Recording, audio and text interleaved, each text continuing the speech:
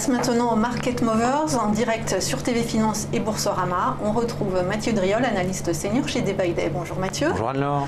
Alors parmi les valeurs à la hausse, on retrouve Sodexo qui a publié ce matin un chiffre d'affaires trimestriel en hausse de 1,4%. Autant ça avait fait peur la veille au soir avec un moins 3,13, autant aujourd'hui c'est le chemin inverse, plus 7,34 à l'heure actuelle. Et un gap haussier assez net. On constate que l'évolution à l'intérieur de ce canal ascendant de reprise après ce très violent décrochage en gap baissier se poursuit. On est maintenant, vous le voyez, au contact de la borne haute de la figure. Théoriquement, c'est censé arrêter la hausse des cours, mais avec en fait ce couple de bougies, c'est-à-dire très faible bougie, clôture presque sur le plus bas, et puis là ce matin gap haussier reprise, on a vraiment une sorte d'inversion de mouvement. Le risque ici, c'est qu'on n'a pas réellement de résistance correcte, ou en tout cas visible, avant 96,98. On vaut actuellement 88,40. On a à peu près, vous voyez, 8-9 euros potentiellement de reprise encore à faire. Est-ce qu'on va les faire en une journée? A priori non, mais on est sur une base d'accélération assez nette. En tout cas, tant que le gap restera ouvert, on aura plutôt cette lecture en reprise haussière qui peut se prolonger. Alors parmi les autres valeurs qui se distinguent à l'hausse, on retrouve Michelin.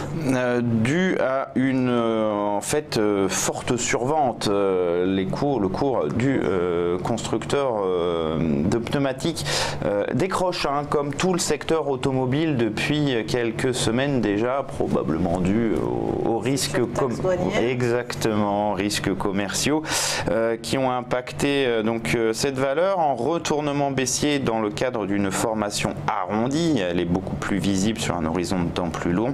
On voit cette hausse, cette succession de creux et sommets ascendants qui devient descendant, et à la rupture de support majeur à 110,62, un violent décrochage donc qui semble s'arrêter un petit peu ce matin, plus 1,80, bougie blanche. Alors la problématique, c'est qu'on s'est arrêté sur des niveaux pas évidents à trouver. Éventuellement, vous voyez, on a ce petit sommet ici vers 103, mais c'est un petit peu ténu. Première résistance 105,75, seconde 108,35.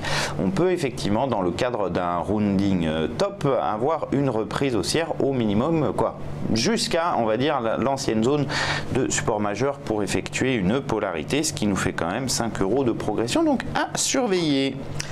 Et Forestia aussi qui se distingue à la hausse. Un peu le même type, alors pas la même configuration, mais vous voyez, donc très forte chute ces dernières semaines, probablement trop vite, trop bas, on va dire. Le support à 58,50 ayant été quasiment atteint hier, 58,46, même à 4 centimes près, vous voyez, correspondant à ce creux, plus de 67 ce matin, donc probablement là aussi une reprise technique qui se met en place. On a beaucoup baissé en un intervalle de temps assez limité. La première résistance se situe à 64,90.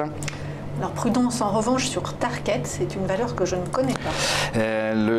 C'est une valeur qui a une belle dynamique, mais une belle dynamique baissière pour le coup depuis les sommets de mai 2017 aux alentours des 44,50. Le titre corrige régulièrement. On voit cette baisse, ma foi, assez constante. Une petite phase de consolidation à plat ces dernières semaines, dont a priori on sort par le bas entre la bougie d'hier et celle d'aujourd'hui à moins 2,53, on vaut 22,36. Vous voyez, on est sorti par le bas de ce rectangle. A priori, c'est un signe de poursuite de cette dynamique baissière tant qu'on va rester sous le haut, donc sous la zone des 25,20, 25,97. Ce sont de nouveaux plus bas qui sont attendus sur les supports de 2016 à 21,25, 19,71, puis 17,73. Merci Mathieu Driol, analyste senior chez Day by Day.